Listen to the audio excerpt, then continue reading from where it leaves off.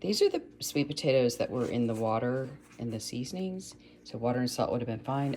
They've soaked overnight in the refrigerator, so it pulls some of the starch out. And most important part of this is letting them dry. So I took them out about 20-30 minutes ago, and I've just let them sit here and dry because we don't want any excess water. They're gonna just go into the skillet. And then, yeah. Okay, so the sweet potatoes have actually been cooking for a few minutes, probably like actually 5 minutes. You wanna, these are thick cut, so they need to be on a lower heat because the pan gets too high.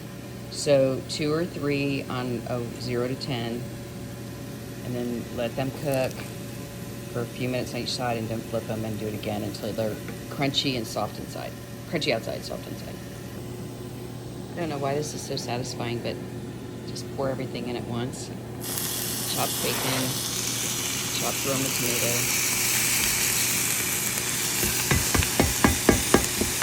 Okay. Chopped beef.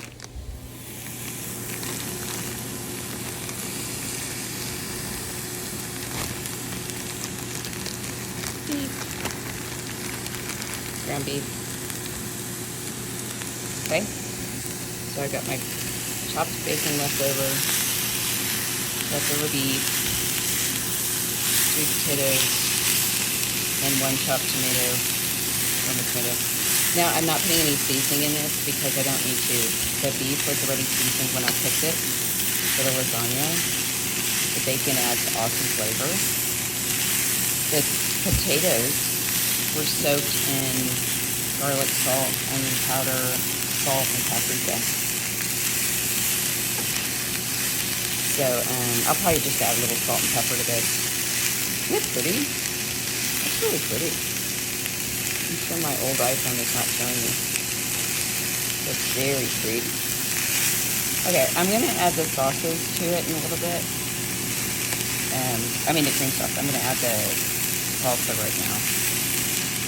In Texas, we call all salsas picante, which picante is a great, there's nothing wrong with picante. It's a great salsa, but there's so many other amazing salsas on the market. And so it's worth trying them, you know? Just try different brands. Okay, let's get some chichis. That's the best name ever. Chichi salsa. Okay, hold on. This is a very simple way of putting onions and peppers and tomatoes. Just use chichi salsa. This is mild, although my husband loves hot sauce. I think it's a pretty medium hot sauce. You can use hot, but I had mild, so they're gone. All right, that's the chichis. Yeah, it's so much easier. Just pour it in like that. You don't need to put, I mean, salsa is great to cook with. It has all the onions, tomatoes, peppers, all the seasonings. All right, I'm gonna mix this up, let it cook for about 5 minutes, and I'm gonna add some cream sauce. So it's time to add the cream sauce, but the real important is to turn this down to low. I'm making that up, but I feel like that's pretty important. So I'm actually gonna put it between like low and 2, pretty low. And then I want the cream sauce to kind of soak. I want the sweet potatoes and the beef and all that to kind of like, I don't know, marinate in that cream sauce to give it kind of a rich flavor, plus all the tomatoes and everything. And the bacon. I just want it all to kind of marinate together for like 15 minutes on low. This is like 2 to 3 tablespoons because I don't want it to be a cream sauce thing. All right, let's mix that around, and then we're gonna let it just kind of simmer in it. Mix, mix, mix. What's cool is this is all like leftover stuff. I'm gonna top it with avocado. That'll be good. I've got 1 avocado I gotta get to using. It's gonna get bad. One thing I can say about Durango that's kind of cool is, I don't know if it's because I'm at a higher altitude, I'm at 7,500 feet, is the avocados last longer here. Like I can buy one and it'll stay ripe for like 5 days.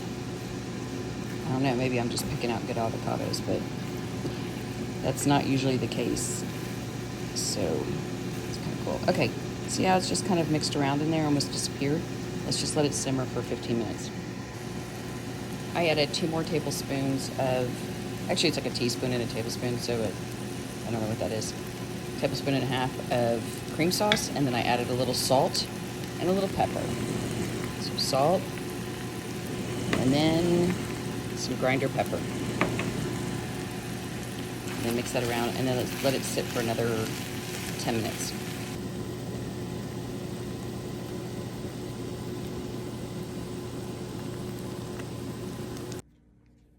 Making bash bags. Bret came up with BASH, stands for breakfast hash. Bash.